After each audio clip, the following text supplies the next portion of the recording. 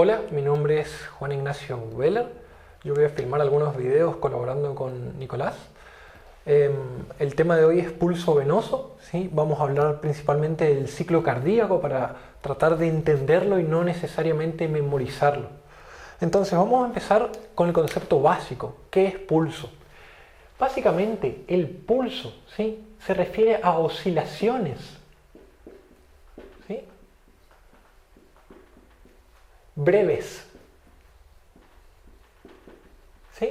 ¿De qué? Básicamente de el grosor o el radio de las venas, que consisten en dilataciones, ¿sí?, seguidas por colapsos de estas venas.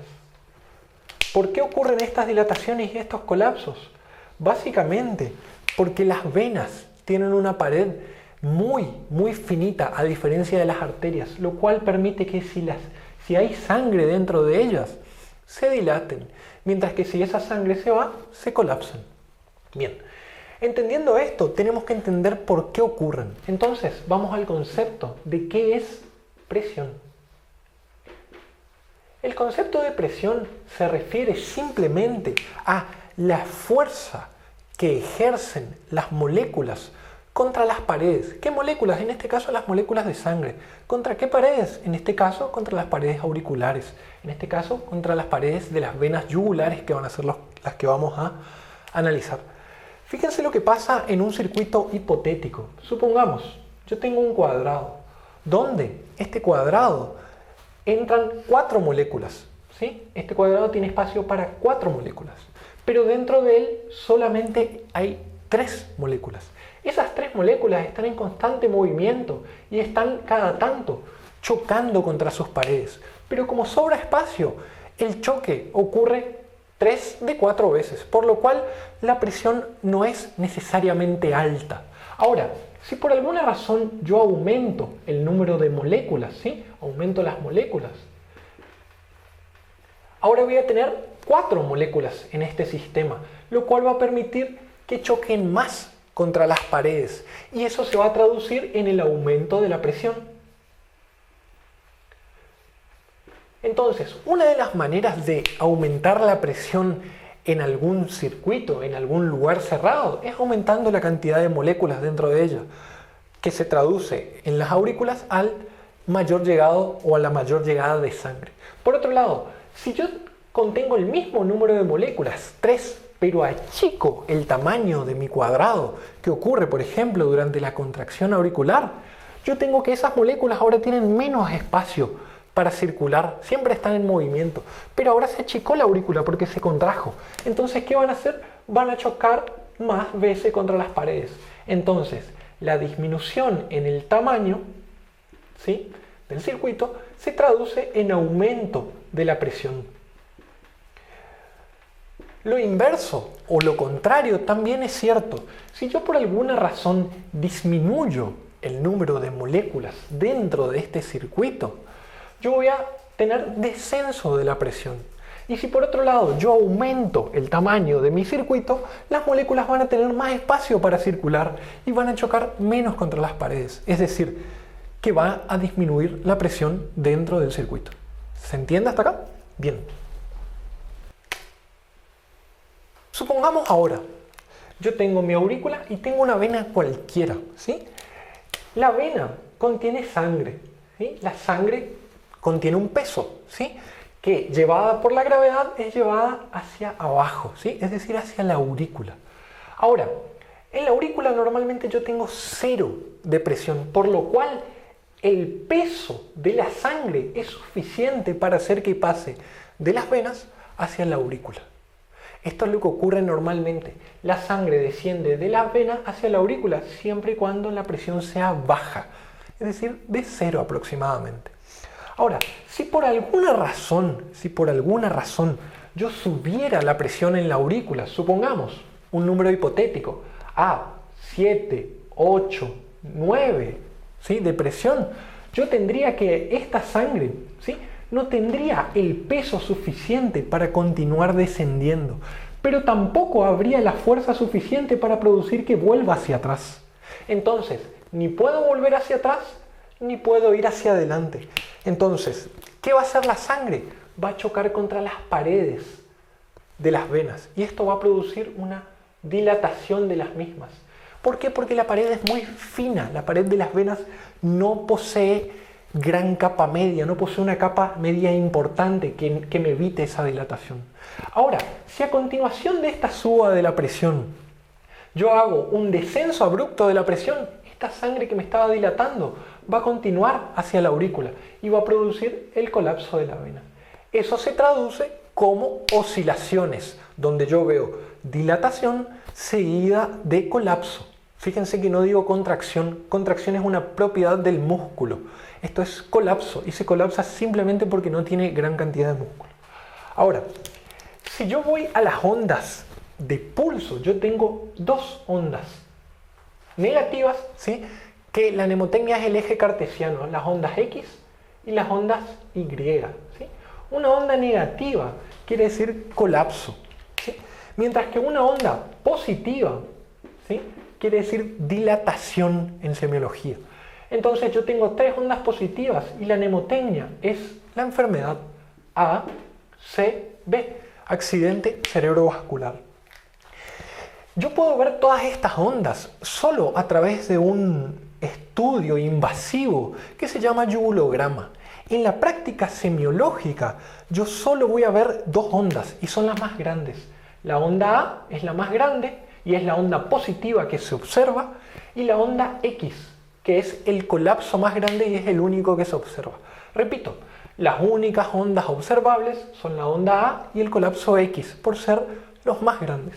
Y es así como se conforma mi yugulograma. Entonces tengo una onda grande llamada onda A, un descenso grande llamado descenso X, una onda más pequeña positiva llamada onda B y un descenso menos prominente llamado descenso Y.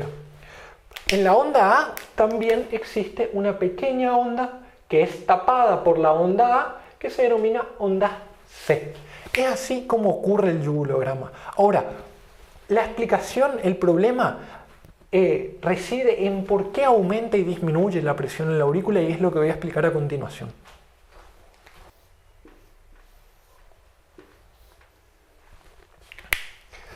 Para entender por qué ocurren estas ondas, debemos entender el ciclo cardíaco, el cual lo voy a explicar brevemente con estos dibujos, ¿sí? Donde esto es ventrículo y esto es aurícula, ¿sí? Estamos hablando del corazón derecho principalmente porque es ahí donde vamos a ver el pulso venoso. Entonces, ventrículo, aurícula, sístole en su primer tercio, en su segundo tercio y en su tercer tercio. Y la diástole. En el primer tercio de la sístole, ¿sí? Yo me voy a encontrar con un ventrículo lleno de sangre, ¿sí? Donde él comienza a contraerse, él comienza a hacer fuerza. ¿Para qué? Para achicar el espacio en su cavidad y permitir que más moléculas choquen contra las paredes. ¿En qué se traduce esto? En presión, es decir, el ventrículo está tratando de aumentar su presión. ¿Para qué? Para vencer la presión aórtica y permitir que la sangre salga. Este periodo se llama periodo de contracción isovolumétrica. Iso igual volumétrico de volumen. ¿Por qué? Porque yo gano presión sin variar el volumen todavía. En el segundo periodo de la sístole, yo voy a tener el periodo que se llama eyectivo, ¿sí? Donde mi ventrículo ahora sí adquirió la fuerza necesaria para permitir que la sangre venciera la aorta y provocara su salida. Este periodo en algunos libros aparece como dividido en dos partes, un periodo de eyectivo rápido, donde sale la mayor cantidad de sangre, y un periodo de eyectivo lento, donde sale el remanente que fue quedando de sangre. Y el tercer periodo de la sístole consiste en un remanente de sangre que fue quedando y el ventrículo que se empieza a relajar para comenzar de nuevo el ciclo. Periodo llamado de relajación isovolumétrica. Ahora, ¿qué pasa en la aurícula, que es lo importante para nosotros durante la sístole? En el primer tercio de la sístole va a comenzar, ¿sí?, a descender sangre, tanto de los miembros superiores como de los miembros inferiores van a empezar a llegar por las cavas, ¿sí? y va a empezar a llenar la aurícula lentamente. Fíjense, sobra espacio, es decir, no tengo gran presión en la aurícula porque pocas moléculas chocan, porque me sobra espacio. En el segundo periodo, mi aurícula va a estar prácticamente llena. Pero ¿qué pasa? Mi ventrículo sigue con mucha presión. ¿Por qué? Porque se está contrayendo. Entonces jamás se va a abrir la válvula auriculoventricular en condiciones normales, por lo cual la sangre va a continuar en la aurícula.